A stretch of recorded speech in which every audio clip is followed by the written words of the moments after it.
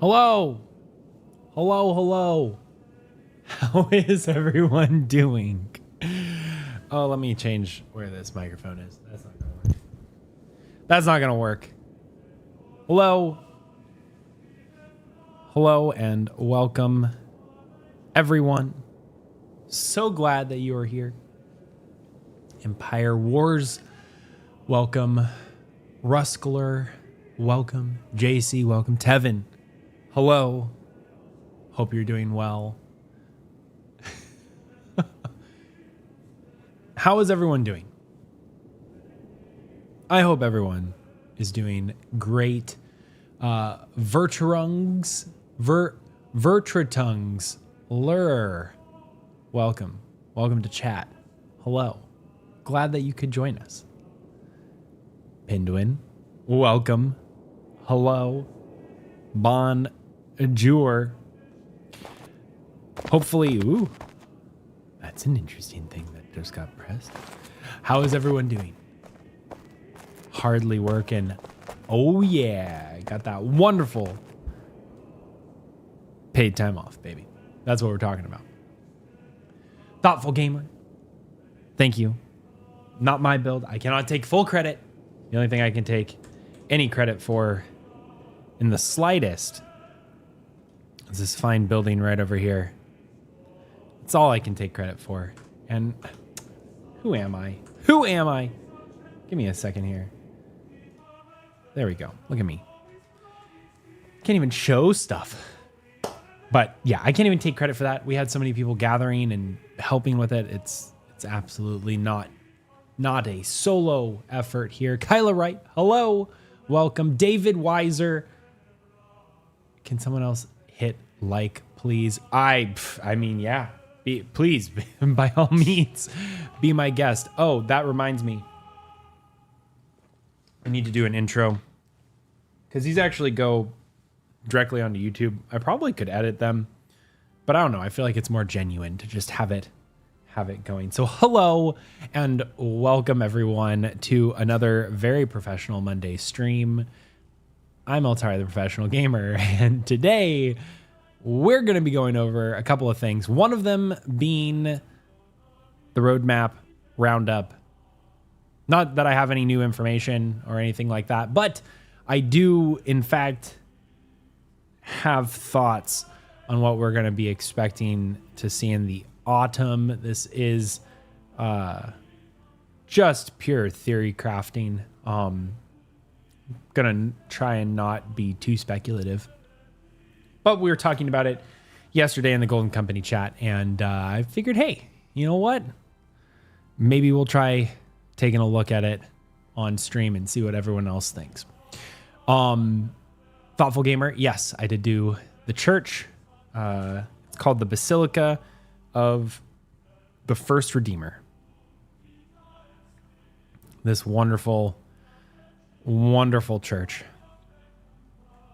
Cathedral. Made in the Gothic stylings of the mid to late medieval era. Thank you, Miss Penny. I do appreciate it. Golden Company is looking more and more beautiful all the time. Well, it's not the Golden Company. Well, I mean, yes, the Golden Company is what's making all of this, but it's the Golden City. Anyone can come and live here. More than welcome to come and live in here. Morning, Darkness. Morning, how are you doing? Long time no talk. I'm glad to see you're here. Welcome. Welcome, welcome, welcome. Hey, hey. Working us to the bone. You know, Timeless. You know it. Get back to work. Just kidding. No, everyone's been working super diligently. If anything, I'm the one that has been slacking. I had a wedding this last weekend, so everyone else has been pulling their weight, and I've just been slacking. But yeah, this is blue sky ahead, y'all. This is what we have today. We have blue sky. Blue sky. Old Man Observer.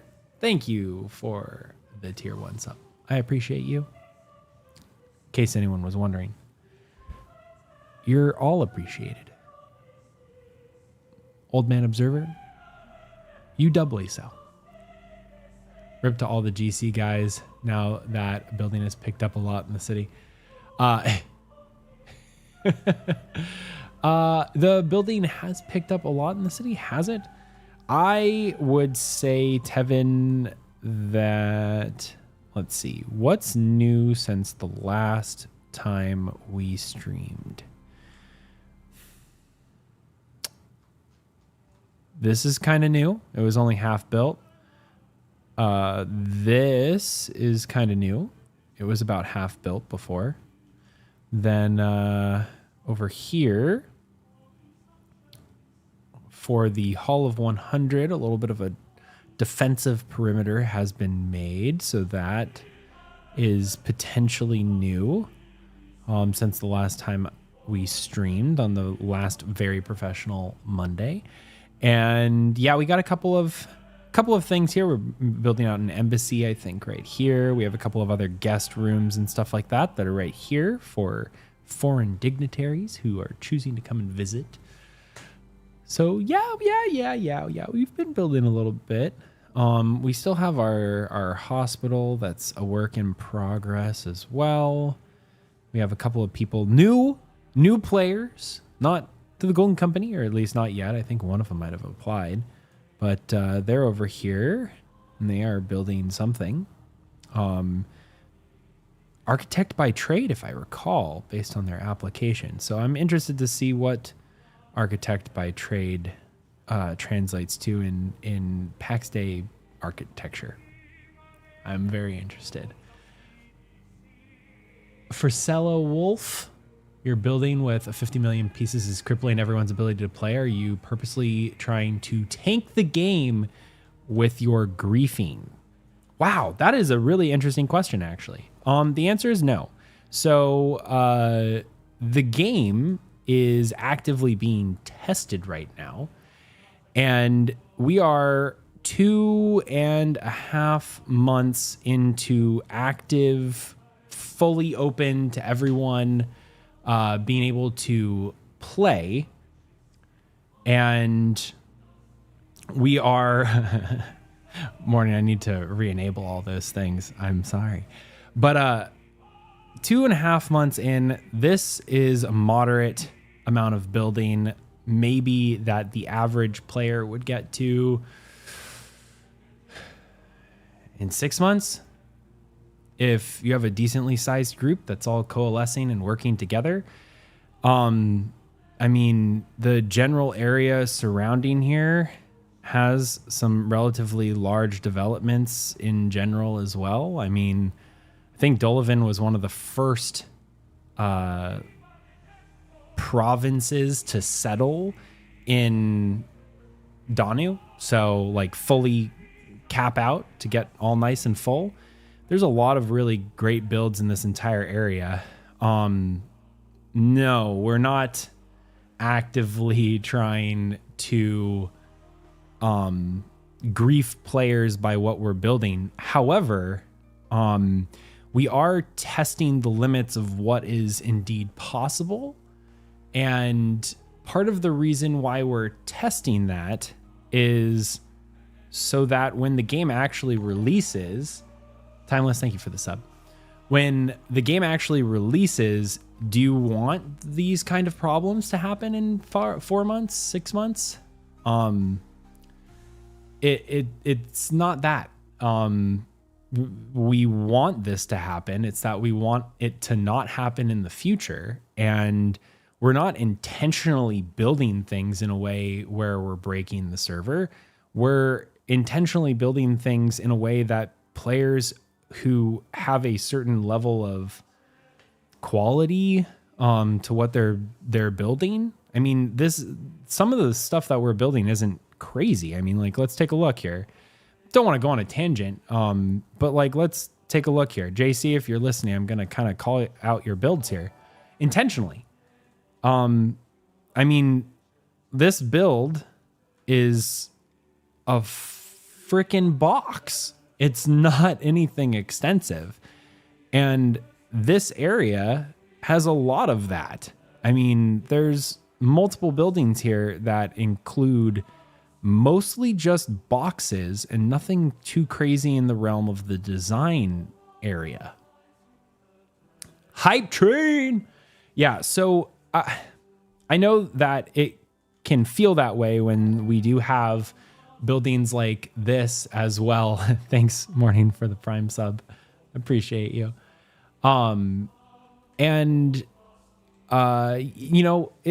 Yes, is this using a lot of building assets? Absolutely. It 100% is. Is that the reason why it's lagging? I'm not actually convinced that is. And we have, is it not straight? Oh, Doc, long time no talk. And also thanks for that nice little call out there. So I do have a theory as to what's causing a lot of lag problems, and we can talk about that very shortly.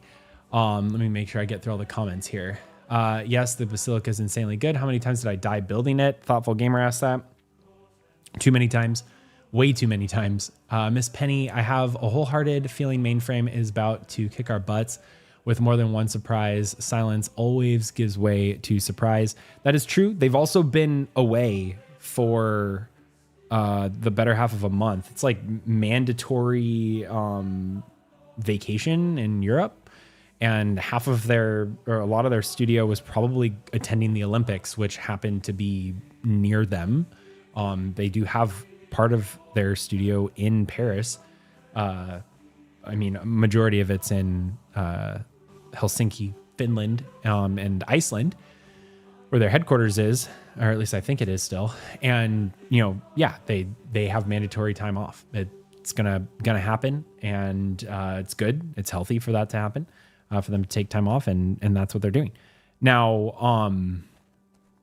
Autumn, I think, is gonna have some big things coming. I'm gonna actually share some of my thoughts in the live stream today. So we're gonna go over some stuff and why I think things are coming and what might not be coming. So make sure you tune in all the way up until that point. We're gonna get to that pretty close here, but I did want to kind of talk about the lag and all of that too. So Thoughtful Gamer, I'm walking around right now. I think I'm landing somewhere above 60 frames. You could tell me if it looks altogether too choppy. It should be relatively good in terms of its general consumption of frameage here. And there's not really lag when you're inside the Golden City. Now, this is a common misconception because a lot of players have been getting kicked or unable to log into the game from their character select screen. And they think it's because, there's a lot of things that they have to load in. The architecture of the build, we'll take a look. So we're logging out in the middle of the Basilica. We're going to log out in the middle of the Basilica. And what I want you to look at here is when I load in, tell me what's loaded in and tell me what hasn't loaded in. Okay.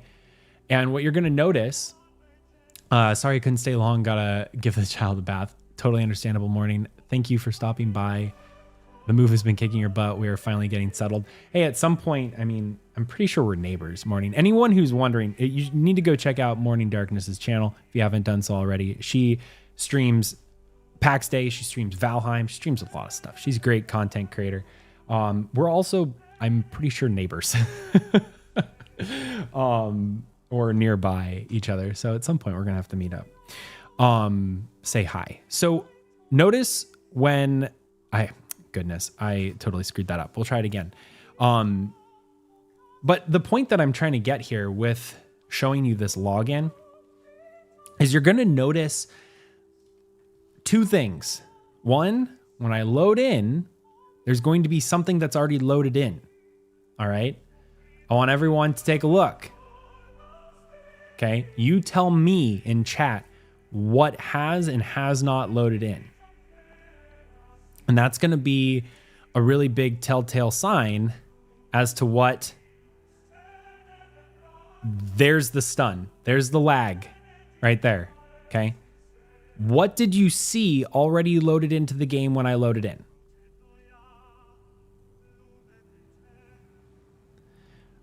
What did you see when we already went there? When we already loaded in? What did you see? I'm going to call people out here. Frysel Wolf. Frysel Wolf. What was loaded in? Just out of curiosity. Let's all use our eyes today. The roof was loaded in. The roof was loaded in. And you might have also noticed that the lighting from the roof had already loaded in as well. All right?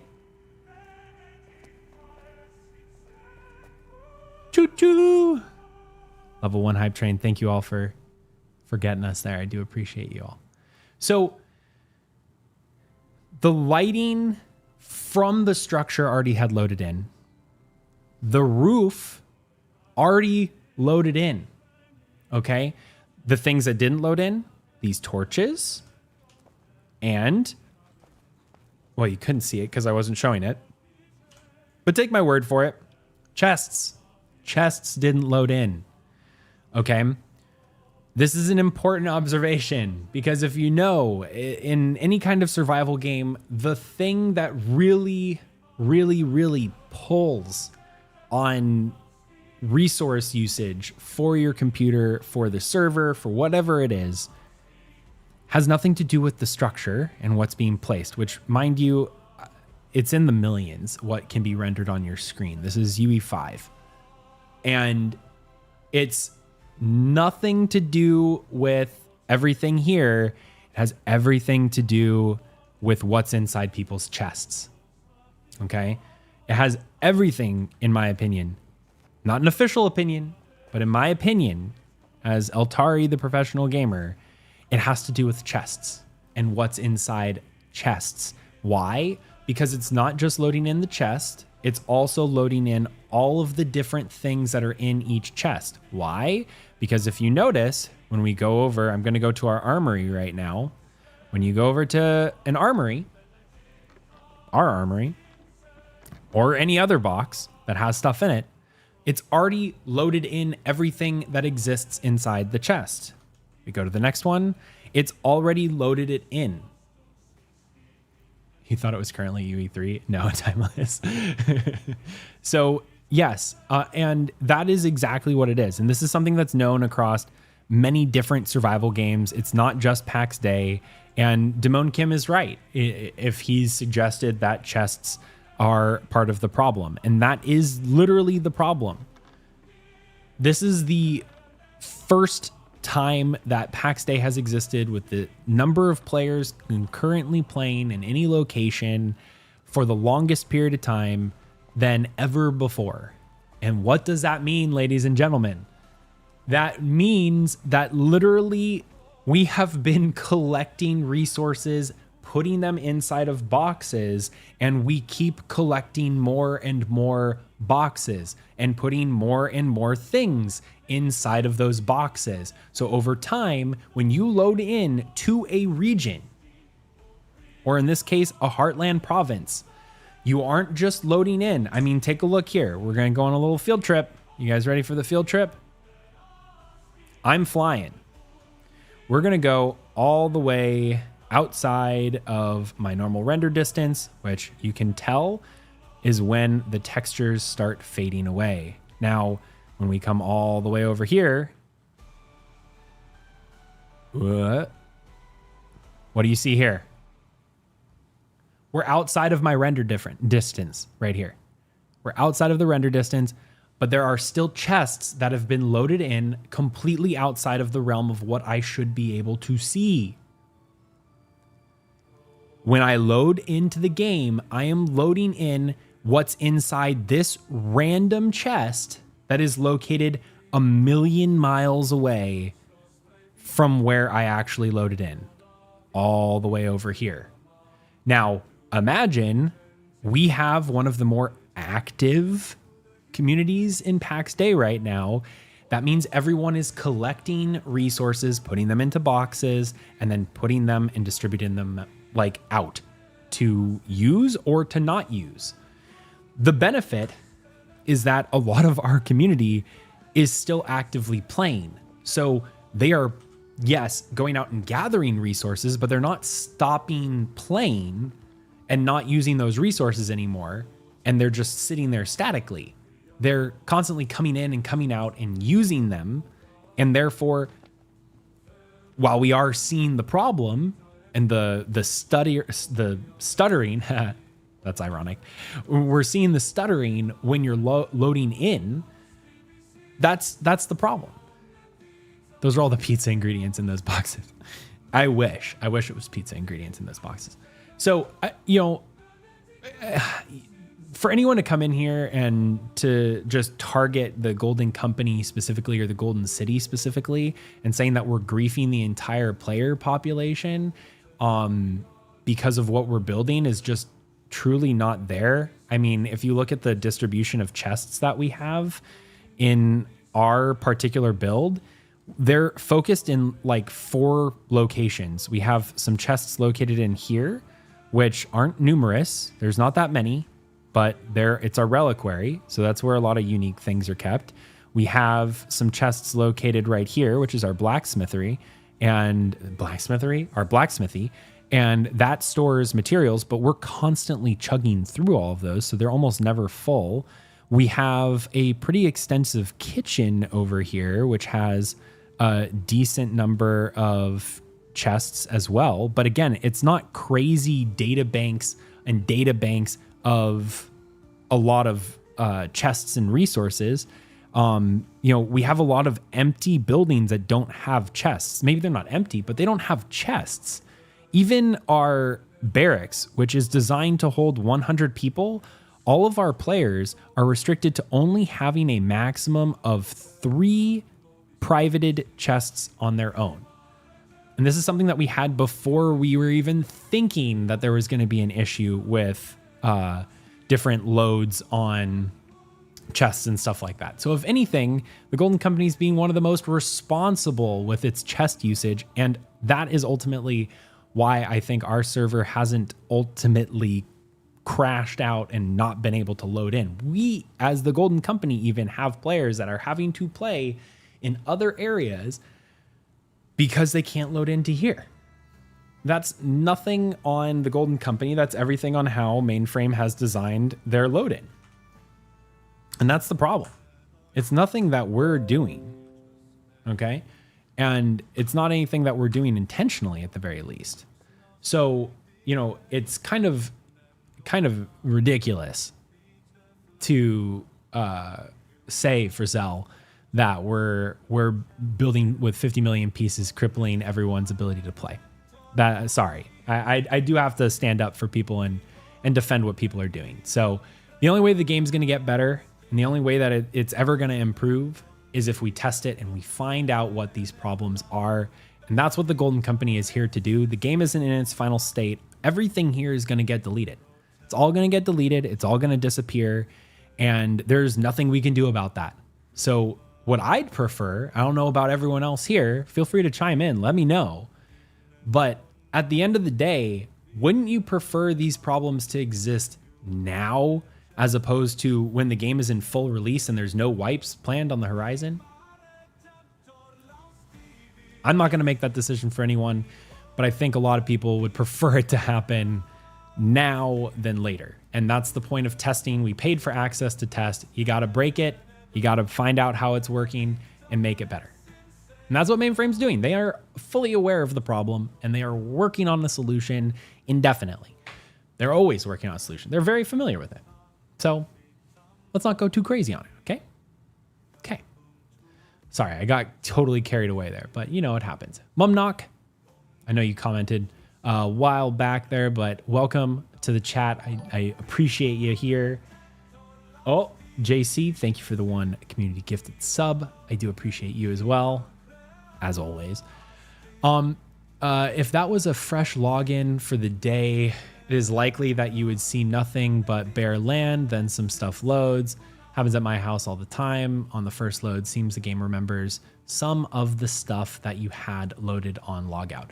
It does, but I can tell you right now, even though my demonstration was me logging out and logging back in, the structures themselves are part of the first load.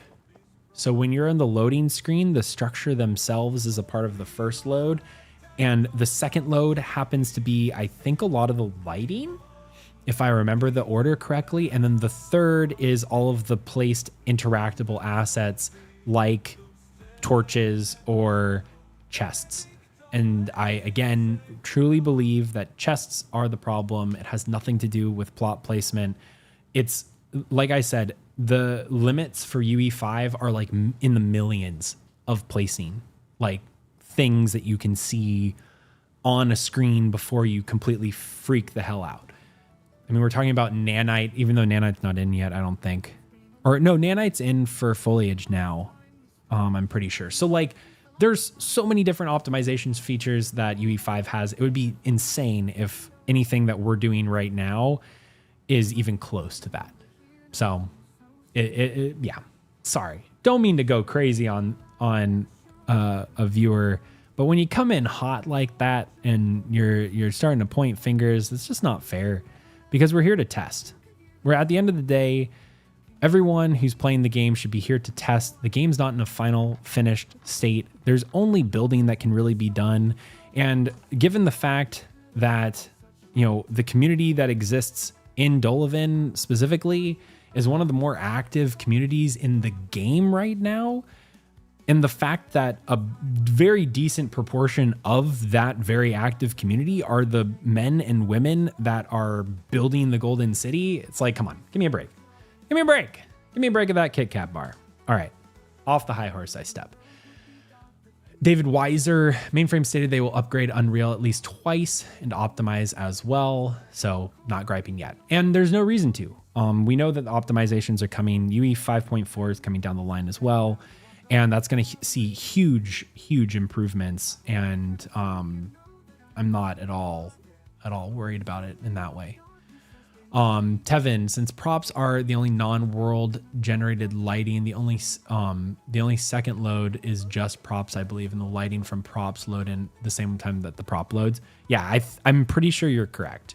And I don't know if there might be like a build piece load and then lighting comes immediately after, or if it's at the same kind of, if it's packaged in the same time. I'm not a programmer. I don't know how it works exactly, but what I know for certain is pieces of buildings load in on first load, assets with interactions like chests load in on the part where everything stutters. It's well documented. Mainframe knows about it. Munich 01, still much faster load time than many other games I've played. They've done a heck of a job with it. In the short time that they have been working on it, they are planning on live after 6 years. Most are around 10 before release. Yeah, no, they are constantly working on upgrading their engine, their optimization. And that also is kind of what can kind of bridge us over to what we're going to talk about today. And specifically, what we're going to be talking about is kind of the roadmap, right? And I think after looking at it for long enough, let me see if I can just pull it up here. We're going to go to here. So we're going to have to scroll for a little bit here. Just bear with me while we scroll. So there's a lot of things that go into making Pax Dei, but a lot of the features that we know about were things that were given to us right when the game launched into early access on June 18th. And we can see that information right here. And do I want to open this in a browser? No. Yes? No. Yeah, sure. We'll open it in a browser. It's bigger now. So here we are. Gotta go. Just watch the VOD tomorrow. Okay. Have a good night, Tevin. Thanks for stopping by, buddy. All right. So the road ahead. The road ahead. This was published alongside the release of the game into early access. And I do want to kind of talk about it a bit. First and foremost, let's talk about the reality of the situation here. It is my belief that a decent number of things that are located in this road ahead are coming sooner rather than later. I can say that not out of speculation, but with some level of surety based on feedback that the developers have given to us recently. And here's what I mean by it. First, let's take a look at Civilization. Civilization is the kind of quintessential aspect that is going to make Pax Dei feel less like a building survival game and more like an MMORPG. Some of the things that they mentioned: clan tabards, market stalls, gold economy, night roll, soldier roll, altars and miracles, and friends list. Of the things that were mentioned there, clan tabards already exist. Early access came out and we were stuck with those tan and red checkerboard things. I don't know, everyone remembers those? The checkerboard tabards? Those already updated. So now they're clan tabards. Okay, next up, gold economy and market stalls. Those are both things that go hand in hand, and those are things that we know are most likely coming in the autumn update that Mainframe has been talking about, okay? That's huge. That is going to make player-to-player interactions really, really big. Now, we learned something new that is going to exist in the game based off of one of the more recent updates.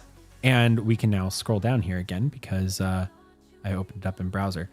And specifically, what we learned is, let's see, not that, right here. So this is the status update on game content, okay? Things that they're working on right now: combat system, PvP, social features, crafting, building, marketplaces, soloable PvP content. That's not even on here, all right? They're already working on updating to 5.3. Then after that, they're going to update to 5.4.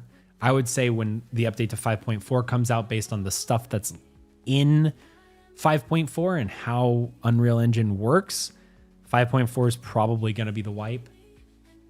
It could be 5.3. There will be a wipe as well. But my guess is 5.3 is kind of a lesser transition from 5.2 to 5.3. So then, but 5.4, some of the features that are in it, it's just going to warrant them having to redo things. Other times that I think they're going to have wipes is if they add some kind of new resource to the game or some kind of new anything to the game that revolves around changing how the map looks. Those maps, when they change, that warrants the entire server's framework to kind of just get transitioned out. Full character or plot wipe. I think the first one that we're going to see might be a plot wipe, but it just as easily could be a character and plot wipe. I think we're not talking or, I think we're talking and. But I know that in previous press things that they've talked about, they will have certain things where they will just do a character wipe and you'll have to replace, which again, in my mind, if you're doing a character wipe, it has to be and, because plots are connected to characters. So if you wipe the characters, then you wipe the plots. I think more so what you might have been talking about, Vertitongues, is the skill wipe. So if they're wiping skills, that is something that would warrant your character's skills to be reset to 0, but you wouldn't lose your plots and you wouldn't lose your plots basically, but you'd probably lose progress in some way, shape, or form. And they want that to be able to test new things. BDO John, appreciate you, brother. Thank you for following. So, yeah, this is kind of the things that they've said that they've been working on. And now let's go back to this bad guy. So in terms of civilization, cultists, thank you for the follow as well. We have clan tabards. We know that they're working on market stalls and gold economy. Part of gold economy includes the PvE, solo PvE experience.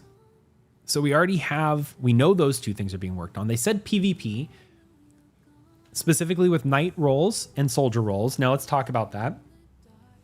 For anyone who's just kind of following along for how knight roles and soldier roles are going to work, they're kind of one and in the same. And in fact, there's been a couple of interviews with various press outlets from Mainframe where they elucidate a little bit more as to how PvP and specifically PvP outside of Lioness, the PvP zone, is going to work. There's two components to it, and they're very important components, I would say. It seems as though the parish system, that's what we'll call it, the thing down here, altars and miracles, it would appear that there is some limited connection between knighthoods and the church. How that connection is necessarily going to work is unknown. However, it seems as though those two systems might have a loose connection with each other. It's really up in the air as to how that interaction is going to work, but we know that the new resource that's going to become available with the church system is going to be called grace. Maybe you get grace through forgiving the sins of a knight who has killed another human, because again, we all exist under the Pax Dei, or the divine peace, which, going and killing another human would probably put like a negative, not debuff, or maybe a debuff, but it would put some kind of counter on you. So then going and making prayers to an altar is going to remove that sin off of the knight player and then give grace to the parish or the parishioner or the priest that's doing the forgiving or whatever it is. So there's going to be a gameplay system associated with that. We also know that miracles, there's the miracle of teleportation that they've mentioned before, which are going to allow you to possibly teleport between different parishes or to specific locations in the game, which are going to be really big. Those consume grace. So knighthoods generate grace, or knighthoods generate something, which then you can then reduce by praying at an altar, which then gives grace to the altar or whatever that mechanic is. It's not very clear how it's going to work, and Mainframe is very much so going to share that as we get closer and closer and closer to it. But the point that I am making is, if knighthoods are going to exist, then that means parishes most likely will also exist, unless they're doing an initial implementation where you can just make a knighthood willy-nilly. I don't think that would be very beneficial, because I think knighthoods and like altars and miracles are going to be interconnected with the parish system and all of that. I think they're going to be connected in some way, shape, or form. So you shouldn't introduce half of a component and then test it without getting the feedback of the other component that builds into it. If you have 50% of a system, that's not a system, that's a feature. And you don't want to test features. You want to test the systems and how they interact with each other. At least in this case, my opinion. Then we have friends lists. That's something that we know they've been wanting to include for a long time. We haven't seen any necessary hints of progress for that, but we do know that it's something that they've wanted to be working on, and that obviously they are working on. Okay. So that teleportation is how I'm going to finally catch someone in PvP. Hopefully not. Hopefully they include some speed debuffs or something like that we can use to catch players in PvP, because running away just hurts. So out of civilization, out of Andrew Cones, imagine if PvP death was just permadeath. That is absolutely brutal, my guy. That would be Harsh. I would never take my blacksmith into my high tier blacksmith into battle. I'd stow him away behind a jail cell so he can't get killed. But in civilization, the civilization bar here, Clan Tabard's already worked on. We know markets are being worked on right now, are coming out most likely in autumn. Same with gold economy. Most likely same with knight roll, soldier roll, altars and miracles. That leaves just the friends list left in this column from the things that we've already kind of pseudo heard about and know what they're kind of working on. So that's only one thing that we haven't heard about. Okay, let's move on. Adventure, new spells. Okay, well, we saw a screenshot a couple of weeks ago. Let's see if we can pull it up. We'll scroll down, keep scrolling. Oops, I did indeed miss it. We'll have to scroll up a little bit higher.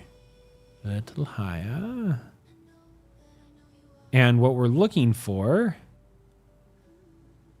I'm pretty sure is this one. There you go. Shadow Halberg. All right. Radiant Men 3. Radiant Men 3, that qualifies as a new spell, right? Radiant Men 3, for all you data miners out there, don't tell me who you are because I don't believe in you. But Radiant Men 3 doesn't exist in the game, I'm pretty sure. If it does, I haven't found it yet. And we've been to basically every dungeon and have picked up pretty much every relic. I think we're missing maybe like 5 or 6 total relics, maybe a little bit more. I don't know, man. If you're watching, you can tell me. But we have almost every relic in the game at this point in the Golden Company, and Radiant Men 3 is not one of them.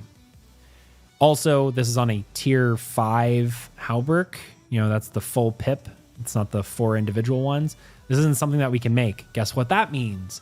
New recipes or new tiers of recipes. So this might be the long lost high carbon steel recipe right here, because we know that existed back in Alpha 1. Maybe it's going to make a comeback in autumn, but nevertheless, we know it exists in some kind of branch of development in the game, and it has Radiant Men 3. Cool. Let's go back here. New spells. They're going to be adding new spells all the time. It's not going to be a feature that's going to lock us out in this particular point. Improved combat feel. My guess is the autumn update is going to see the improvements based off of the feedback that they got from Alpha 2. Everyone recalls back in Alpha 2, they got their first exposure into combat in game. Alpha 2 happened basically 2 months after that the game releases. They didn't have time to implement a lot of the combat changes that they wanted to, but they implemented a decent number of them, and they were actually some pretty good changes. I would label them as improvements. Improved combat feel is probably something that's going to be coming in autumn. That gives them what, like a 6-month lead time for making the updates and changes to that. Checks out. I think that's an autumn kind of thing. New enemies. They've mentioned before that they want to include non-bipedal humanoid-like enemies, and they're planning on adding those in the future. I think new enemies are something that's by far doable in the new update.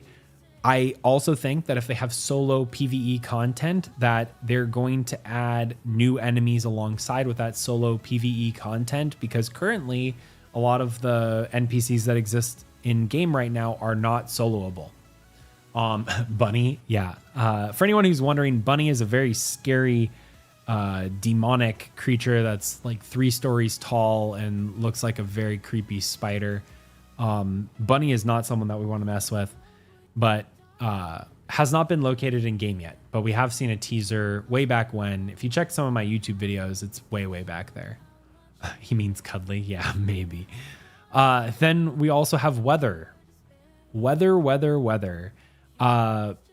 Hopefully something more impressive than fog. Weather is, I think they've gone on the record previously.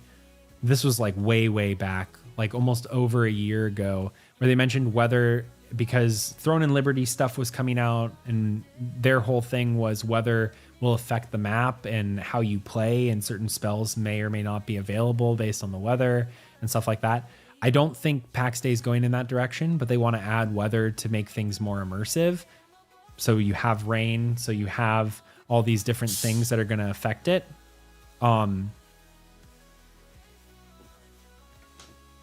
They most likely have had prototypes for weather, and it's one of those features that they don't want to, you don't want to add something that's going to just break a bunch of things or cause a lot of lag or do stuff until you know for a fact it's not going to cause any of those problems, or if it does, you know that nothing else could potentially be the source.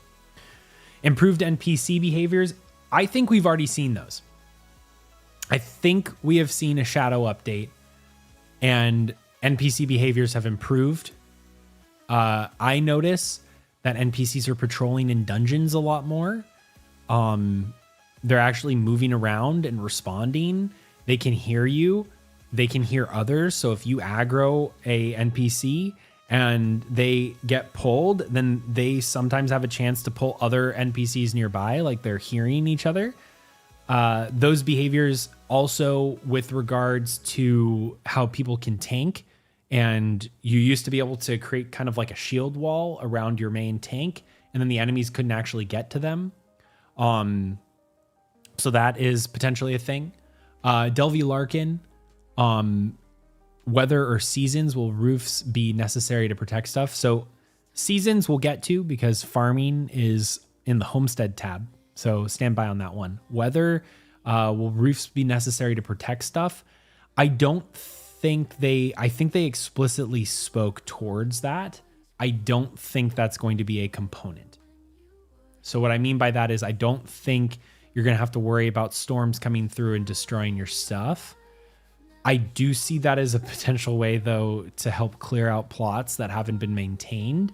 I know a lot of players want there to be some kind of maintenance cost for structures because you have ghost towns that have emerged now because players aren't actually logging in and maintaining stuff.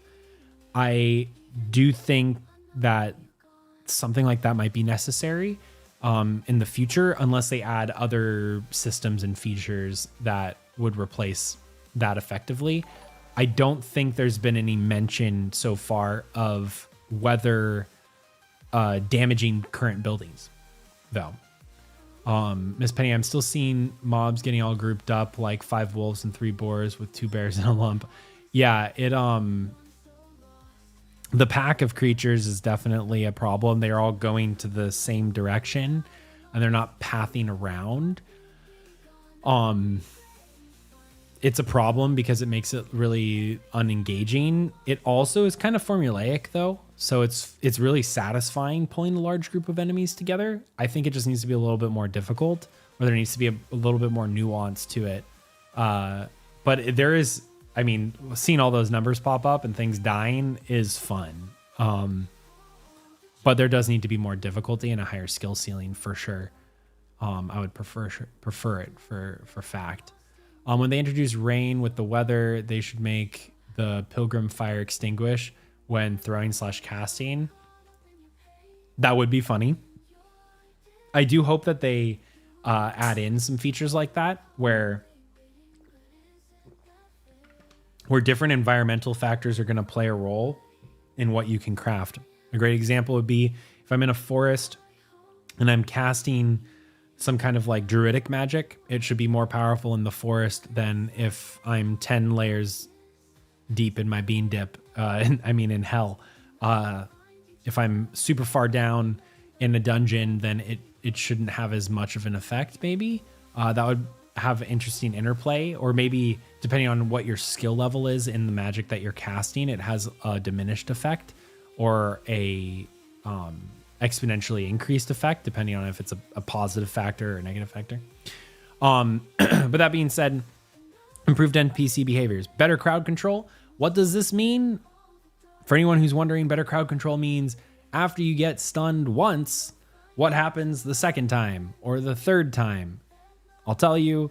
They even mentioned it before in I think it was post Alpha 2 breakdown, where they explicitly said they fully intend for there to be diminishing returns on crowd control abilities and stuff like that. So when you have a crowd control ability on players, you're not going to be able to just cycle stun someone, and then that's even going to carry over to NPCs and stuff like that as well. Protogem, hello, welcome, thanks for the follow. Zerothan, did they mention whether or not crafted furniture would be interactive? Your character will be able to sit in a decorated chair. They didn't mention it, Zerothan, but they, in their early access trailer, they showed a bunch of characters sitting on chairs in-game footage. So I do think that there's going to be interactables. I think they intend for characters to be able to interact, to have that immersion. I think you will be able to interact with chairs, and that's based solely off of they showed it in a trailer. So I think I can be pretty confident in saying that. I don't like to speculate a lot on the channel, so I try not to do that. But yeah, I would say it's a pretty done deal that you'll be able to interact, unless there's some problem that comes up in development where it breaks their servers for some reason. Let's see, or maybe that the dot of the Pilgrim's Fire is just half as effective on the enemy when it's raining, because the NPC isn't burning so much, I guess, because the Pilgrim Fire is kind of super OP right now. Pilgrim's Fire is OP for a couple of reasons. In PvE, it's overpowered because you can stun lock an NPC and burn them before they can even kill you. It's a solo player's like fuel right now, which has been super helpful for keeping solo players involved, but it's not something that's going to stay around. It can't. Then my lightning spell better hit harder in rain. We're all waiting for that. Unlimited power. Miss Penny, I think they are being very careful about what they release because, Ashes of Creation is watching mainframe like a hawk. Side note, I shan't be going to AOC, not my jive, nor making your wallet happy. I am a backer of Ashes of Creation. I don't intend on... right now, I don't see Ashes of Creation is being covered on this channel. I am very passionate about Pax Dei, and I want to see Pax Dei succeed, and I want to be a positive force in the community for Pax Dei. I'm not going to lie, I'm probably going to play Ashes of Creation at some point. I mean, I'm friends with one of the developers. I've had the privilege to go to a couple of Intrepid parties and stuff like that, so it's really nice. And what they're doing is incredible. I just want to keep our focus on the channel on Pax Dei because that's what I'm really, really passionate about. But Ashes is great. Ashes is great. And what they're doing is awesome. I don't see myself playing it as much as I see myself playing Pax Dei, but I do see myself playing it. And that can always change. Zerothan, thank you for the follow. I appreciate you. Yeah, okay, so continuing on, that's better crowd control. Unveil the lore. Amaroon, the sage of lore. I want to interview you on lore. Please contact me at Eltarii, theprofessionalgamer.com. No, I would really love to interview the devs responsible for lore, because there's so much stuff that I think some people have misconceptions over, and there's other stuff that it's truly genius what they're doing with the lore, and that's why we're going to have a lore video, a fully comprehensive lore video, everything that we know so far. Full disclosure, I've been kind of waiting for the Unveil the Lore video, or the Unveil the Lore press release, whatever they're going to come out with for lore that quantifies Unveil the Lore. I'm waiting for that to come out so that I can not go back and do twice the work in quick succession. I have a feeling that Unveil the Lore is going to be coming sooner rather than later. And then new gear. We already saw the new gear. I showed it to you once already. It's, here we go. Shadow Halberg. New gear quantifies as either new stuff in the current pre-existing tiers or potentially new tiers. Lore Smiles Large. Follow the Pax Dei Order of Knowledge in Discord because we go theory crazy there. Yeah. 100% love the Order of Knowledge. Mana is one of our Golden Company members, and he also has helped put kind of like the Order of Knowledge Discord together. Although there are a couple of Orders of Knowledge, so I don't know if you're talking about the same one, Miss Penny. If not, you should totally connect with Mana. He is obsessed with lore. He's lore obsessed. Nevertheless, adventure. Out of everything that is covered in that column, new spells, we know that they're coming. Improved combat feel. Makes sense for it to be coming in autumn. New enemies. We know that new enemies probably have to come in if they're working on soloable PvE content. Weather. I know how to count. Weather is coming, and it could very well just be them flicking a switch on in the Unreal generic like weather system. I think it'll be more extensive than that, but it's not something that's going to be a showstopper. I think this can definitely be done in autumn or shortly thereafter. Improved NPC behaviors. I think we're already kind of seeing those, and it feels different. I'd be surprised if there were no changes. I'd be curious as to why it feels different now. Maybe it's just I'm finally coming down from Cloud 9. I don't know. Better crowd control. We know that this is something that they've been working on since Alpha 2. Unveil the lore. I have a feeling it's going to be coming out soon. New gear. We've already seen screenshots of it. Next up, homesteads. Prop signs. Y'all, it's already in the game. That's awesome. Expand building sets. If you've been watching, expand the building sets. Let's just scroll down here. First of all, we have all these different types of planks and stuff like that that are showing up. But more importantly, scrolling, what's this? New building sets. New weather's going to suck for the moonroof in my house unless they're also going to be glass window or roof pieces. I think it's entirely possible. I don't think... Yeah. I mean, you can still have a patio and it rains occasionally. It's not going to rain every day, right?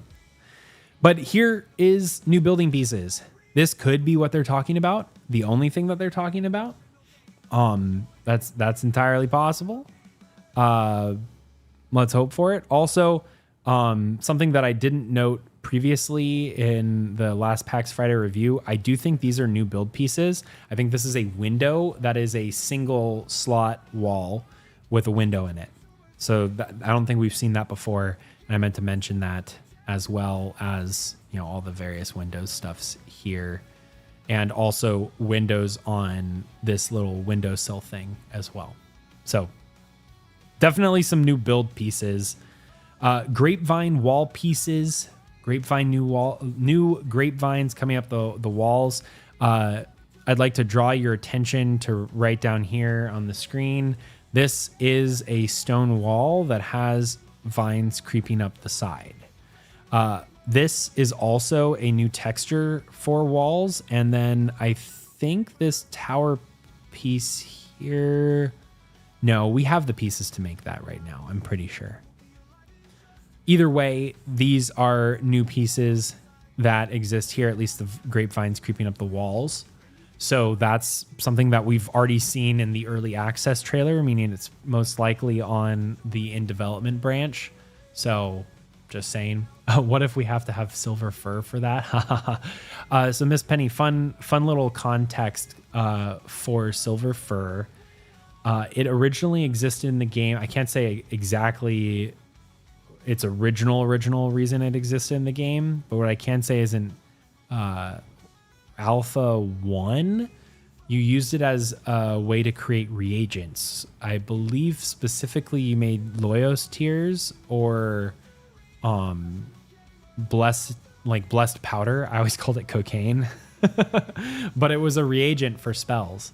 So you'd use it you'd use it to craft reagents, which I hope make a comeback, because then that gives them an excuse to make spells even more powerful and impactful without having to just have power creep. It's just, you know, are you using the right reagent, or are you using a more powerful reagent? Like, boom, but then also you're using a more powerful reagent. Maybe you don't want to, maybe you do.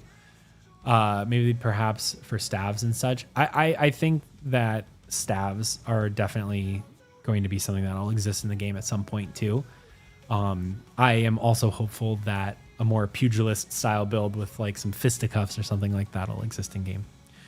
Nevertheless, grapevines, they're literally right here in the screenshot. I can't say more than that. Building / crafting balancing, that already kind of happened. They did change a couple of the different stacks that you can get. They need to update a couple of the recipes as well. It's pretty crazy the things that you can build that are magical in relation to things that aren't, and the magical items require a tier lower than the armor value that they're really giving you.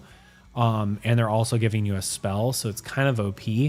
I do know you have to go farm it, but at the same time, like, you're spending wrought iron on something with steel tier armor values, and you get a spell, and your armor looks cool. It's just too unfair. No, I'm kidding. But I do think that they're going to be going through some balancing. Balancing is going to happen regardless. That's something that's easily going to be able to make it into an autumn update. Recipe tracker, we know that that's something that they're working on. It's going to be great because you're going to be able to pin what recipe you're trying to make. And then when you're walking around trying to grab all the stuff, you'll be able to pull it and do it that way. That's going to be huge. I know some people have requested for a feature. I don't know how I feel on it. I'd be interested to hear what you all are thinking on it. But like, if you've played Abiotic Factor, there's a couple of other games that do it as well, where you can get access to chests that are around your crafting station, just by going into the crafting station and having them accessible within a certain distance of the crafting station. You can just pull ingredients out of the chests instead. Huge quality of life. Don't know if that's necessarily what they want to be going for there as well. Yeah. So, first, Azerothen, you're asking, I think, about the roofs here. I think there are two different angles now that I'm looking at it. So no, we don't have access to both pieces because we only have one angle of roof. So yes, I do think that. So yeah, new roofs potentially as well. So that's huge. We've also seen gray boxes of them as well. Let's see if we can find them. If I scroll for a bit here. And, you know, there are a lot of different things that they are working on. I think when we last saw those screenshots, they were gray box. So they weren't actually complete. I think we're getting pretty close to where it was. I think it was like January or something like that. So it's going to be a lot higher. But they were gray boxed. And, you know, here again, we have a bunch of different new armor pieces. They look like they're relatively well prepared here as well. So again, more equipment kind of adding into some of the stuff there. Hey, is that me? I remember all those interviews. Those are some great interviews. If you're looking for any kind of filler and you want to learn more about the game, go check out the interviews that I have on my YouTube channel. You should check us out. Link down below if you're on Twitch. You're already there if you are watching on YouTube right now. I appreciate you all for watching too. It should be right up 11:24.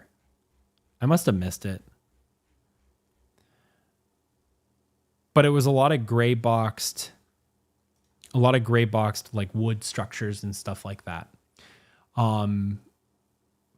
Protogem, in their earlier screenshots from the world team with the potions, they had a placeholder body holding some sort of stick, maybe secretly teasing staves.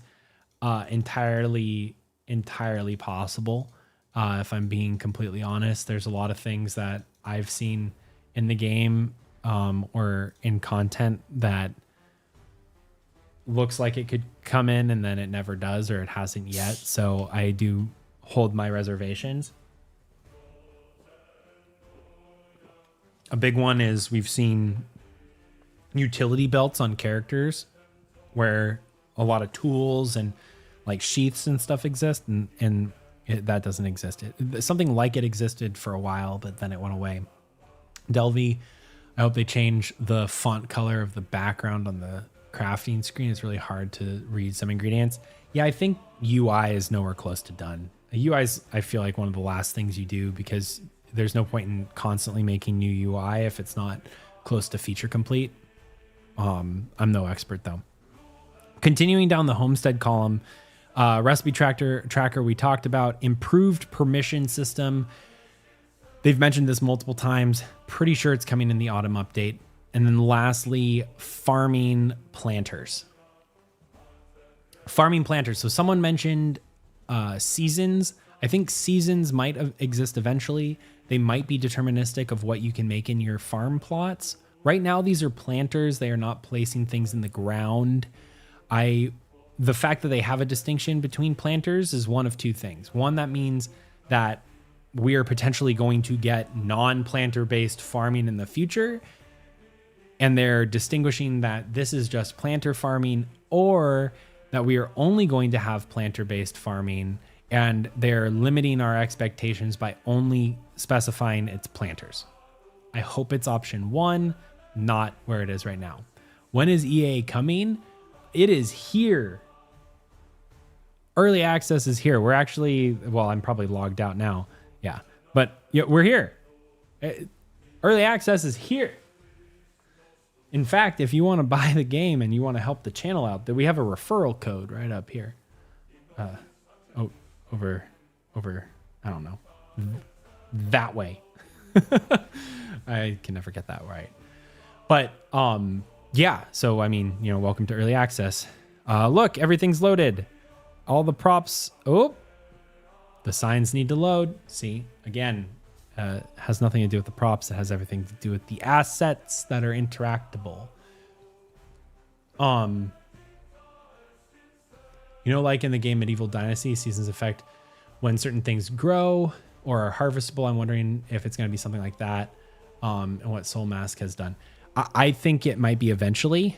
I don't think we're at that point right now. I don't think we're there yet. So farming, I think if anything, this is one of the last features that they're going to add in this round. It's something that they haven't mentioned yet. This is the last time they mentioned it. That was over 2.5 months ago that they mentioned farming planters. They haven't mentioned it yet. Might have gotten backtracked for things like the PvE solo experience that they added. Who knows? So far, we've talked about civilizations, we've talked about adventure, we've talked about homestead.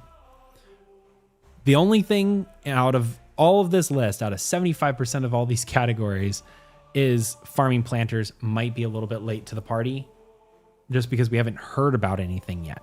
It's entirely possible that it won't be late to the party and that it'll be there. Next up, miscellaneous. Key remapping already exists in game. GeForce Now support. Pretty sure we already have GeForce Now support. Controller support. Official controller support? No. Unofficial controller support. You can play with a controller right now.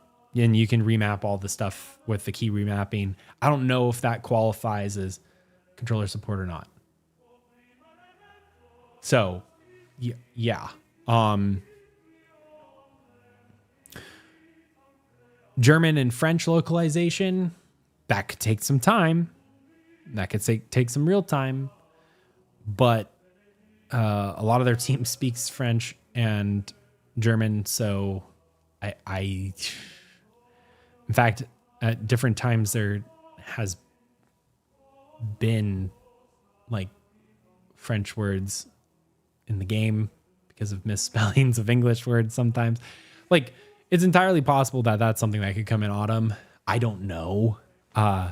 The miscellaneous tab seems a little bit less stuff that is going to come immediately. Again, update to UE 5.4. I think this is something that we might see before the end of the year, maybe like a November update or something like that.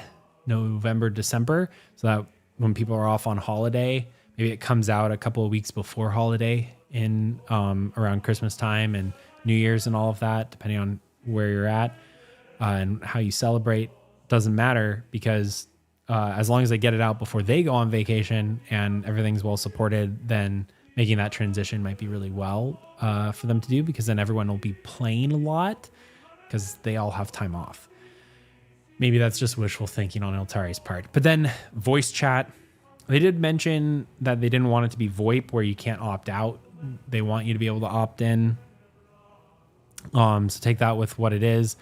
It's my personal opinion. I feel like they've been getting us really into interacting and integrating our Discords into things. I feel like they might be doing something with Discord at some point where there's like an API integration with Pax Dei, and you can potentially join your different community Discords even through the game. There's some liabilities with that, so maybe that's just like super wishful thinking, but voice chat's coming. And at the end of the day, everything that I just said seems entirely possible now. If you asked me 2.5 months ago if this was all stuff that I think could come out in autumn, I'd be like, meh, most likely not. There's some things on here where I don't think they'll come in autumn, like updating to 5.4 or farming. But a majority of everything on here, I feel like, is totally possible to get in here by autumn, if not by the end of the year.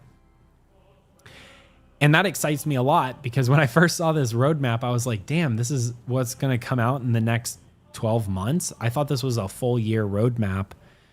That's not what it looks like, y'all. It looks like it's the road ahead for going into autumn. Not your typical viewer.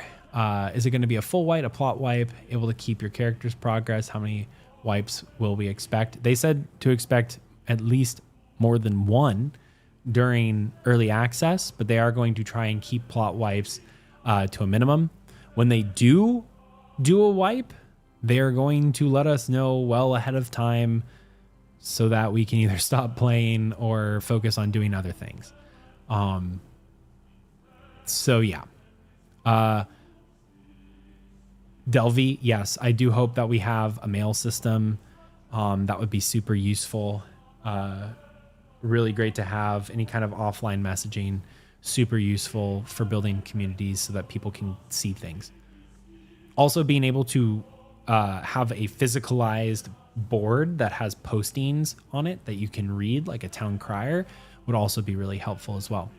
The game is not available on GeForce Now. Got it.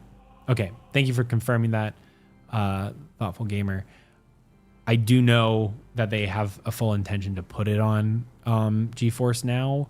They already have the DLSS 3.5 support going for it, so I think that's, something. So we know when to hold items on our inventory and not in our chests. Yeah, that's a really important one there, Tilly. If they're going to be wiping the plots and everything on them.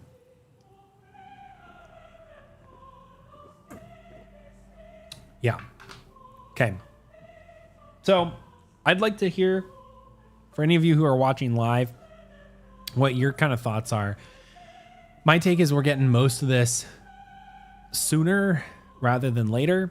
But if you're watching this after the stream, let me know down in the comments kind of what your thoughts are as well. One, I'm going to be thoroughly impressed if an hour and 20 odd minutes into the stream, YouTube, you're still watching. But who knows?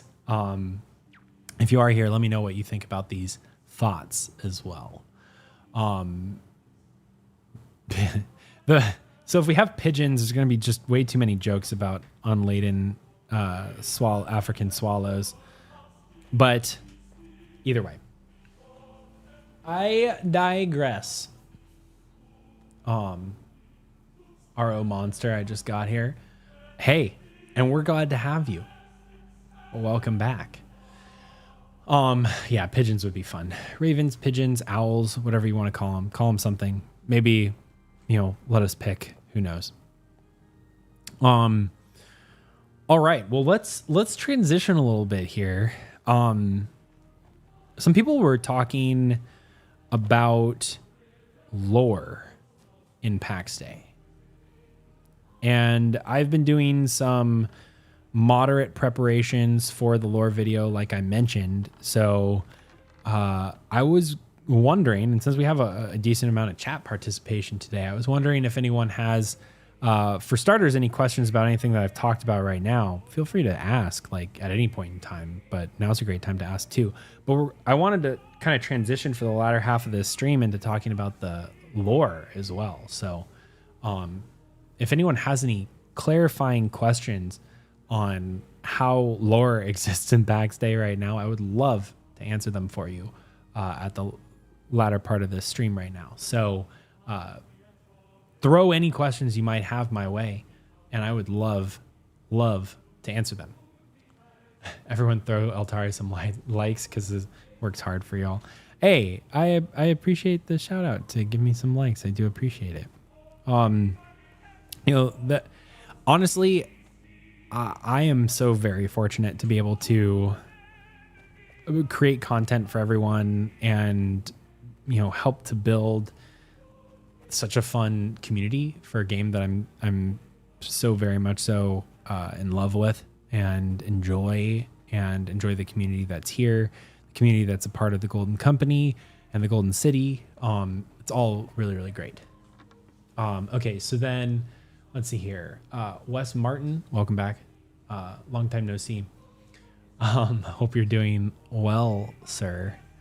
I really think they will push off the wiping of plots for as long as possible. However, I'm awaiting the rebuilding and constantly looking for a new location.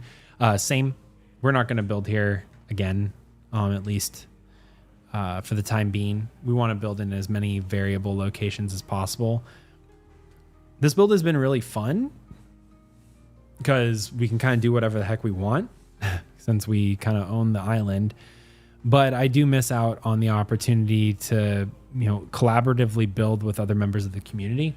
We were kind of worried about doing that to begin with. We weren't sure if people were going to come in and like grief us or like place a bunch of plots down and get in our way and build walls around. So we kind of took more of a defensive approach, or like I don't want to say isolationist because the Golden City's the exact opposite of isolationist. If you've been to any of our events in game, you'd know that. But we wanted to be a little bit more protective of how we placed our plots. I think the next time we might open things up a little bit more and allow for some more like co-development as well. I want a horse. Yeah, me too. They have the horse clopping sound when you start the game up. I think it's a matter of time. I went to the site in Caries and it looked like a church. Do you know anything about that? Clover, that is a great question. So we are in Caries as a map, and you were talking about this area right here, if I recall. So an important thing to note here, let me see if I have, I don't. While I'm talking, I'll go over here. So the eyes that are located on the map, I believe are like divine sites or holy sites. Way back in the day, if you went to Ancien, there was an eye. There's two eyes that exist in that map. One is the cathedral, and then the other one is a cave. And that cave actually had a name. It was called, it was like Pilgrim Site or Pilgrim something. And what's interesting here is that one thing you'll notice is areas that have like the Petra Days around them, they also happen to have all these golden poppies. It's very fortuitous that that's what they have. Pilgrim's Cave, thank you, Dilly. But even near the Pilgrim's Cave, this kind of meadows environment exists, and likewise around all of the churches as well. So that's something that's very curious. Now, the churches were all established by Auroriel, who is one of the Redeemers. He's the sixth Redeemer. And they were established after, and this is an important factor to note here, they were established after the papacy was established. I believe Melifanius, the fourth Redeemer, no, the third Redeemer established the papacy, or the Holy See is what it's called in Pax Dei. And Melifanius was, I think, the first pope as well. Auroriel was a redeemer, and he went around the entire world and built churches throughout all of the empire, is what it was called. The ancient peoples existed in a place called the Empire. Gallia was a part of the empire in its part. That's why it's called the Blessed Region of Gallia. So those eyeballs are indeed churches. They were established by Auroriel, the sixth Redeemer, who his big thing that we know so far is that he came around and established the churches and monasteries throughout the land. All right, I'm gonna have to scroll for these now. Yeah. I think we have a game question here from BDO John on Twitch. I hope a decent sized update comes rather sooner than later so that more players return to the game. While I completely agree with you, I would love for players to come back to the game. It's also important to note that right now Pax Dei needs to focus on getting features that are tested, not just crap that they can push out to the population. It's important for that distinction because at the end of the day, if they just post out a bunch of crappy content, players are going to return once and then no more. If they post high quality content with good feature sets and are expanding upon the game, then when people come in, they're going to have a good experience. They're going to still have faith that the game is going in the right direction, and they're going to proceed. They'll play for however long that new content is. They're going to test it. They're going to give the feedback that they need, and then they're going to depart for a while. And that process is going to keep happening. But if they come out with good content every time they come out with these updates, when they do, more people are going to come back every time, or more people are going to join every time. New players, old players. It'll grow and grow and grow. And then ideally by the time that they get to a full release where there's no more wipes and they have at least all of their systems in game, that's when, you have the big population that sticks and they hang around for a long time.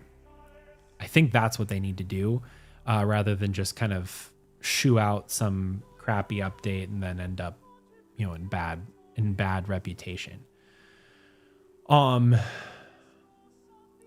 Let's see here. Dilly, where is Axis Mundi? There's a chair there I need to sit on. So Dilly's referring to Axis Mundi. That's like I think it was described as a tower in the center of the world. So if you're looking at like the Pax Dei emblem, which we actually have on the map here, right?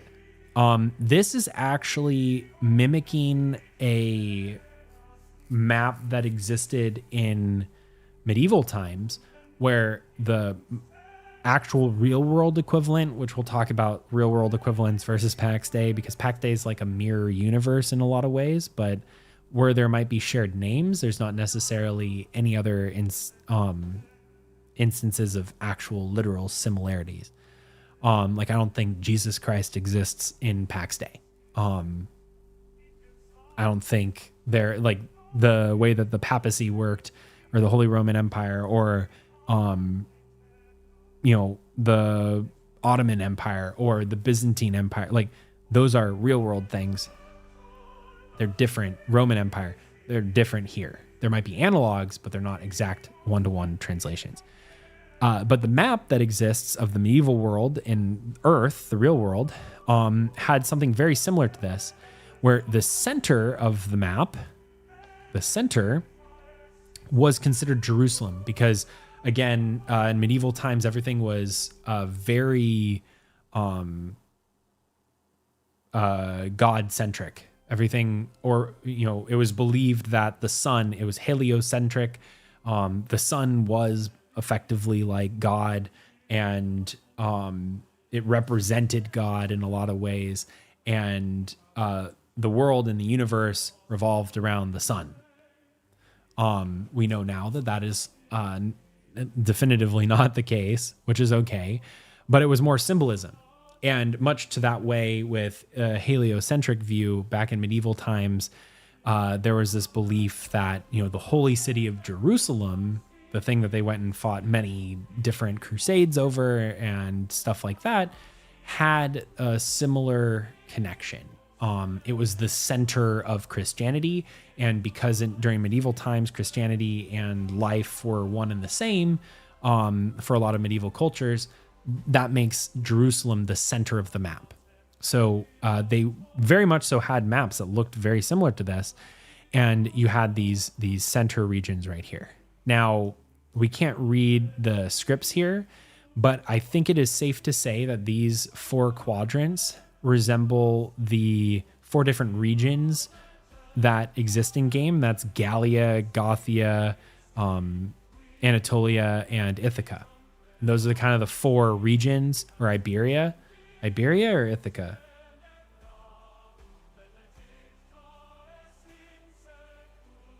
Ithaca. We'll go with, no, Iberia. Iberia. Yeah. So those 4 different regions, brain fart. Those 4 different regions are represented by these areas right here. And then there is also, on the medieval maps at least, they had rivers, which would be lines. They would have blue spaces, which could be oceans. I don't know if that's the case here. But then they would have, these lines might mean river systems or roadways that all lead to certain areas. It is believed that much like Jerusalem was the center of society and the center of the world back in medieval times, Axis Mundi, which is what Dilly was referring to, is kind of that central location. It might have been described as a tower where the first redeemers descended. So Protanoia, the first redeemer, the mother of humanity, descended from this tower in Axis Mundi. That's where the papacy sits. So Meliphanius established the Holy See, and that's where the Pope sits. So when Dilly was asking, there's a chair I want to sit on, he's referring to, he wants to be the Pope. But the Axis Mundi is the place that has the most strongest connection to the divine. I believe it might be a city that exists eventually in game that we as players can go to and can populate. I don't know, but they said that popes can exist in game, and if the Holy See's seat is in Axis Mundi, I would figure we would eventually be able to go there, and that would be kind of the last space of civilization. Now, we know that there's not going to be NPCs in game and stuff like that, at least friendly NPCs, so I don't know how Axis Mundi would work if it was supposed to have like a population center that non-players would be at. I don't know, but either way. So Axis Mundi should be in the center of the world. Very long answer, but important to make all of those distinctions. Not your typical viewer in the lore. Is there one religion, or will there be backwood religion introduced? So there is one religion that exists in Pax Dei based on what we know so far. But much like the real world analog of Christianity, there were a lot of different sects of divine worship in Pax Dei. So we already know of a couple of them, that being of Sethians versus those who follow the divine. Sethians believe that they kind of take a more kinder reflection on the male portrayal of the divine. They also believe in like abstaining and pain, and that the closer they can get to pain and death, then they get closer to heaven effectively. I'm kind of butchering that description, but effectively they believe that by creating pain, that they can, to themselves, that they can eventually ascend to heaven to be with the divine. But then you have the Holy See's definition of that, which is completely different. Life is precious, and all of creation is made by the divine and is not meant to be dominated. It's meant to be whatever, meant to be nurtured and cared for because it's creation. So there are different views there. We also know that in Pax Dei, shamanism is going to exist, druidism is going to exist, and those will probably revolve around worshiping of the Fae, worshiping of nature spirits. Those are both, whenever they come out with magic lore, it'll be kind of more defined at that point. But the way it's been described, magic specifically in the past from the devs, is you have creation and there's divine magic. And divine magic is Starlight, hello. But you have divine magic, which is things like right here, divine remedy, right? Then you have radiant mend and Loyos's favor. But then we also have pacify. Pacify is slightly different. Pacify is actually, in my opinion, I think it's more druidic magic. And you can even tell that it's kind of that based on the background of the icons. You have divine, which has more of the star, yellow imagery, sun, stuff like that. And then you have here where there's like a wreath and butterflies. I think that's more druidic magic in that way. And you can see Haunting Memories has a similar thing here.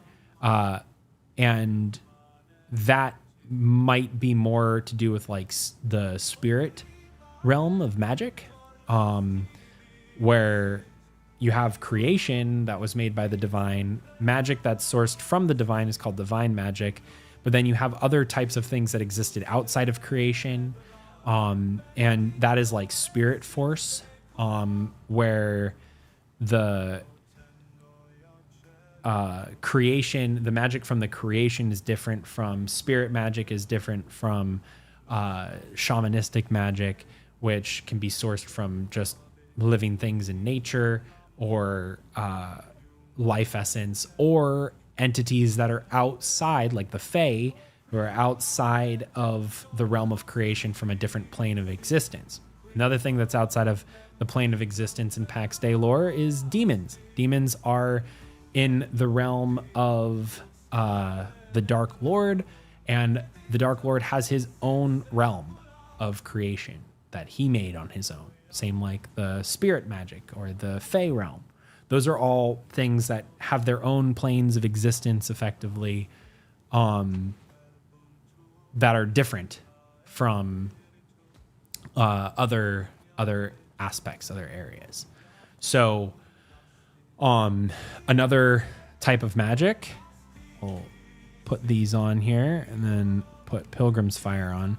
So Pilgrim's Fire has red, and the star in the background, it almost to me looks a little bit more demonic, or it looks different. The star in the background looks different between these two. Okay, so I think this is kind of a different style or type of magic based on the icons as well. They're different. But either way, there's a lot of different types of magic spells. Magic and religion are very heavily tied together in Pax Dei lore, so I don't think it's outlandish to have other types of religions in game. The official religion is indeed that of the divine, but there are definitely opportunities to worship other things, either in RP or probably in game systems as well. I'm gonna cry when they plot wipe. I love my new house. I know. I do. I like all of the builds that we have too, but we're gonna build it back and build it better. On the map created before Axis Mundi is indeed in the middle part of the map. Yeah, no, it's Axis Mundi in terms of a map that's existed. Like we've only ever had Ancien, Mary, Carries, and Innis Gallia. There's never been a actual Axis Mundi map. And it is also important to note that we're all of those maps are located in the blessed region of Gallia, which let's just say it's in this top right corner. So Axis Mundi is towards the center over here, but there's still Gothia, Anatolia, and Iberia or Ithaca, whichever one it is. I can't remember which one. But yeah, not your typical viewer, so it will be up to the players to create their own religion, sect, and a RP style of playing. So to some degrees, yeah. I mean, if you're in RP, there is lore. If you're trying to be lore accurate in your RP, I mean, obviously RP is whatever you make of it. That's the freedom of RP. But if you're trying to make like a religion that exists in game or that is plausible to exist in game, then, you know, if you're trying to worship like spirit animals or something like that, then it would be more in tune to be like shamanic or, you know, fae based, and you're worshiping some entity that exists outside of creation, and that's that. But much like in Lord of the Rings, you know, the entity of creation, you know, the god analog in Lord of the Rings, like, was accepted to exist, and you were either for them or against them. Like, there was no question about it because, you know, divine representatives in the form of elves and the Valar and the Maiar all existed, and you know, it was accepted knowledge. So there was no question or doubt about it. Okay, so there's a lot of things to catch up here on the YouTube side of things. I do apologize. So let's see here. So lore, this is Miss Penny. I see very, very heavy usage of the Knights of the Templar and curly type of things, but they say off that directly on their own type of things. I mentioned the Order of Knowledge Discord. Yeah, so I mean, you know, the religion does have a lot of connections. You have the Sons of Light, who do kind of fit that Knights Templar vibe, but they all mysteriously disappeared with Armazel during Armazel's folly, where he went into the bottom of Mount Medulla. He was betrayed by an angel, or he was deceived by an angel named Chamuel, who tricked him to go into a underneath the Mount Medulla in pursuit of riches and other things, since he got bored with doing all the blacksmithing ingenuity that he was doing as a redeemer, and he got lost, and all the Sons of Light disappeared with him. He might have become a fallen redeemer. None of those exist officially yet, but it's entirely possible. He might have done a lot of things. Or he died. He got killed in a trap. I've done the big cliffside tavern with a room for every craft. Now I'm thinking small, even den somewhere very dangerous. Wes, that is a very good idea. The closer you can be to danger, the better, more well equipped you're going to be to find more rare and hard to get resources. About the Beelzebub, and then things in reference to gluttony and greed right now, and a lot of paintings in the dungeons. Yeah, I think the Zebians are directly connected to Beelzebub, who I believe is defined as the Lord of Flies, officially. So Beelzebub is kind of one of those big baddies, and he's a not so great guy. And the Zebians are in direct reference to Beelzebub as well. Thoughtful Gamer, what about the immersion breaking, moonwalking, deer boars, etc.? What's the issue with that? Do you think that issue will get some love? I think that moonwalking animals is a byproduct of the AI interface, and as they make improvements to NPCs and all of that they're going to also make some improvements with NPC locomotion and stuff like that as well. Let's see here, Miss Penny. When you start researching a lot of your sigils, you can do deep dives on the names and such that take you towards the Tree of Life and Death online. It gets crazy. Yeah, no, it's a lot of the names do have connections to things that exist in various lores and mythologies in the real world. A lot of them do have like Christian mythology backgrounds as well.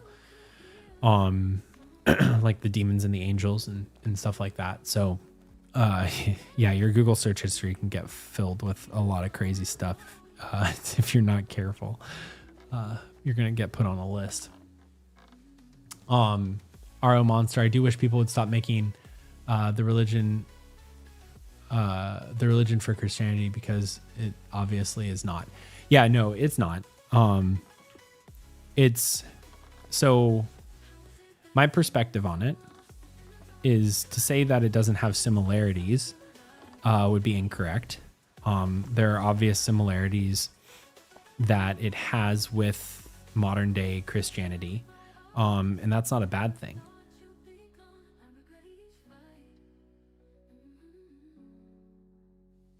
Excuse me. So I think the parity between religion in Pax Dei and the real world religion is there. I mean, there are parallels. Now, those parallels are about the same as if you were to look at any kind of quintessential literary work of the 20th or 21st century that tries to have some kind of impact in it. It's just like that's just how it works. You're gonna get those. You're gonna get those things. So, I mean, like I was saying earlier about, if you're going to, oh, hold on, let me just ban this guy really quick. Everyone wave goodbye. So yeah, I think like when you look at Lord of the Rings, you have Elisar the First, or Aragorn, who has a lot of, Jesus tropes. He's the returned king. You have Gandalf, who came back, from the dead, pure. You have the Valar, the Maiar, the Song of Creation, all of these things that all kind of tie into Christianity. You have Lion, the Witch, and the Wardrobe. You have Aslan, who's like the Jesus figure in the Lion, the Witch, and the Wardrobe. And round 2, okay. Bye. Now that they got banned, they're probably going to send more. But those are all huge parallels to Christianity. I don't think what Mainframe's doing with Pax Dei is any different. They're just using different names. I think people get a little scared when, like you're talking about,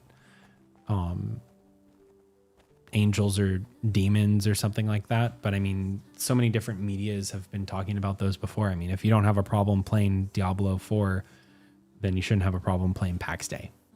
I mean, there's always those people that are like super concerned about things, like when the original Harry Potter books came out and people were worried about witchcraft and wizardry and kids, Christian kids turning into witches and Wiccans and wizards and whatever, because they're really passionate about it. I think that's just taken from a lack of understanding of the topic and subject area, and just looking at kind of the more hyped up kind of things. So I don't think there's a parity between similarity between Christianity and Pax Dei lore. Yeah, it's not a real religion based on a thing, but it does take inspiration, and inspiration is not it, like, of course it's going to take inspiration. It's Christianity's one of the like most influential religions to exist in the world. And if you're not taking inspiration from that, you're going to be taking inspiration from one of the other 5 big religions that exist in the world. It's going to happen. You're not going to not take it. The so-called axis mundi, the connection between earth and heaven, was recognized by most European religions and was also found as a recurring symbol in mythology. Yeah, and you know, you have Yggdrasil, you have the Tree of Life, you have all of these other mythologies that kind of connect it. It's like, how many times did to bring it back home to the city that I'm walking around in right now, you know, how many times in mythology were there stories of a golden city? There were a bunch. And that is kind of part of the reason why we have this name in the first place. But there are mythologies that exist throughout all of history where there are tales of things like Camelot, kind of a golden city trope. El Dorado, literally the city of gold. There's so many different tales of golden cities that existed throughout time. And there's a lot of origin stories for those as well. Let's see here. In Pax Dei story, it is said that when the divine buried evil time and again, it created the 9 levels of hell. Yeah, so you are correct. The divine had creation and it was perverted multiple times and corrupted by the Dark Lord, who is outside of the realm of creation, or was a perverse version of creation. And every time that the creation got past the point of where the divine was happy with it, she came in and plopped a new layer of creation on top. Also important to note, Pax Dei's world is flat. It's true.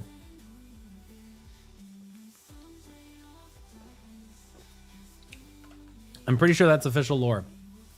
Pax Dei's world is flat. Final Fantasy did it too, so many games, because human thought is beautiful and inspiration and creation from it is amazing. Absolutely. Yeah, I mean, the divine pizza is everyone's religion on Friday. You can't just not. You just can't not. My only problem with it is I have a really, really low opinion of Christianity.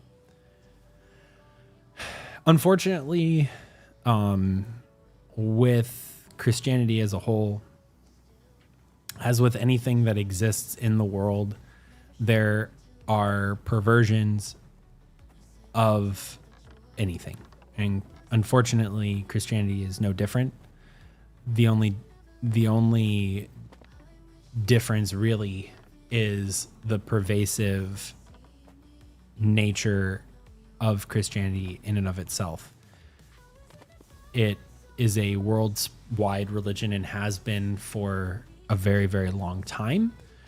And that means there's a lot of different cultures and opportunities for perversions to happen. I mean, no Christian that looks at the Crusades is going to sit there and say, well, there's not that many, I think, that would sit there and say, yeah, the Crusades were a good thing, you know? Today, back then, they were all for it. They were like, yeah, this makes sense. It checks out. That culture and society, it made sense. But it's 2020 hindsight, and obviously, clearly, the Crusades were not of best intention in nature. So, you know, there are problems with it. And unfortunately, you know, in today's climate, there's a lot of hate in society. And unfortunately, there are groups of very vocal groups of Christianity that I think have kind of put a bad light on all Christians. They don't understand that they're a reflection of everyone in the group. So I don't see it as unfortunate that Pax Dei has lore based off of Christianity. I do find it unfortunate that throughout the course of history, a religion and system of beliefs that has been based off of intentionally, spreading peace, love, and kindness across all peoples has done quite the opposite sometimes. And that's on the follies of man, not necessarily the tenets of said aforementioned religion. That being said, it's hard to deny that some of the best artwork in all of time has been a byproduct of said religion, and some of the best literary works of the last 200 years has also been based off of taken elements from Christianity. So I truly appreciate that. And there's an aspect of it where these stories have existed for so long that it truly does resonate with people at a more intrinsic level than if you were to kind of come up with something on your own.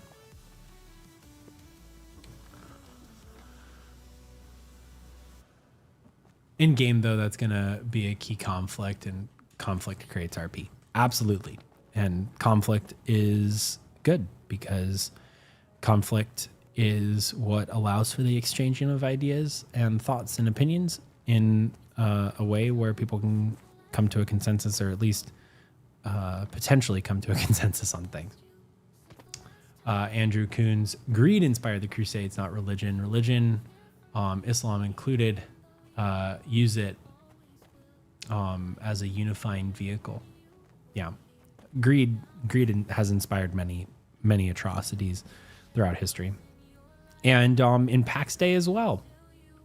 That's what the Inquisition's here for, baby.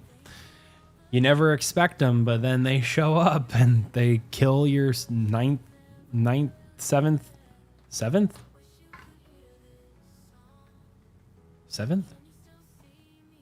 God, I'm confusing all my numbers here. They kill Loyos. Ninth Redeemer. You're going to steal all my plums. Watch out.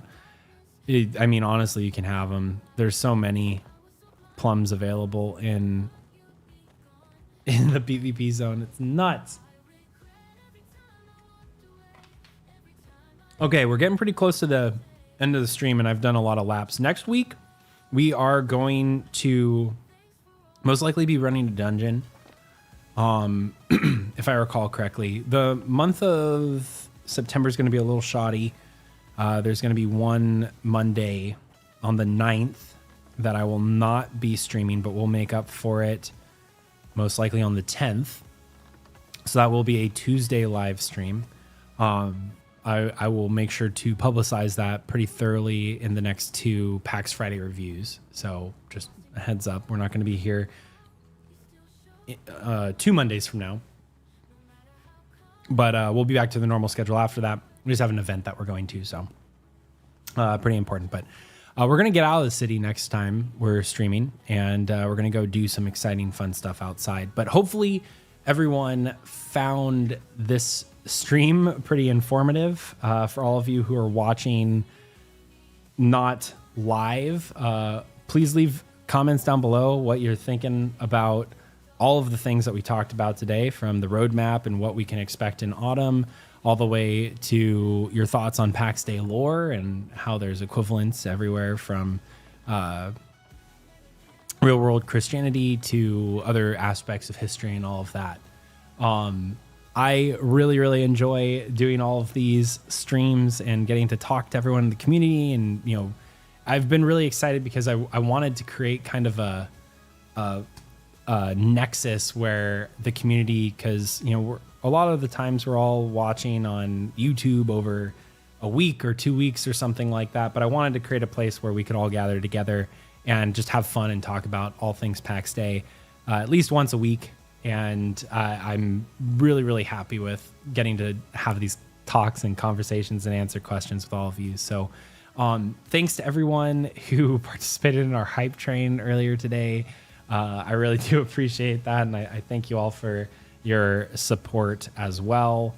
Zerothin, thanks for the follow.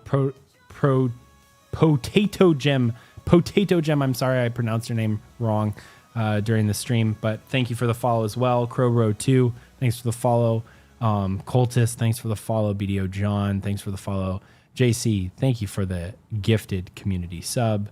And Morning, thank you for the Prime sub. Builder, thanks for the sub with Prime. Timeless, you as well. And Old Man Observer, thank you for that sub at tier 1. Again, I thoroughly enjoy doing all of these things, and I hope you all have a great rest of the week. We are, today is Monday.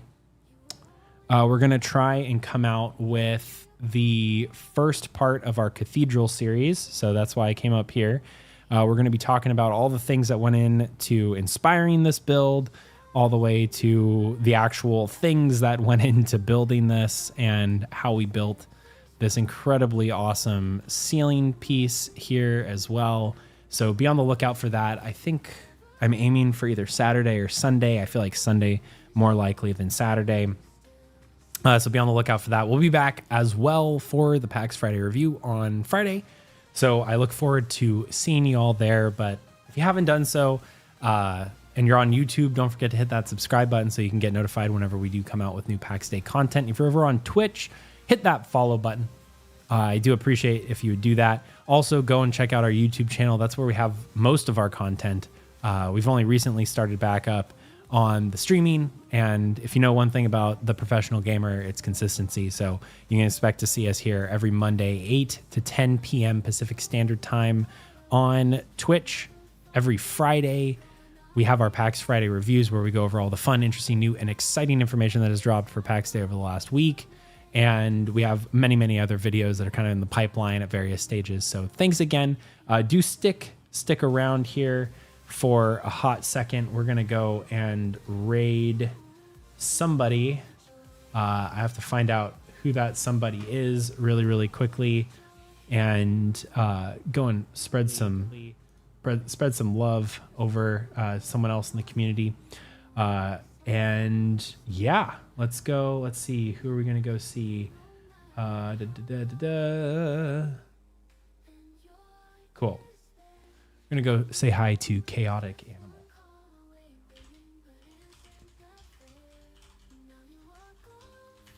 I think.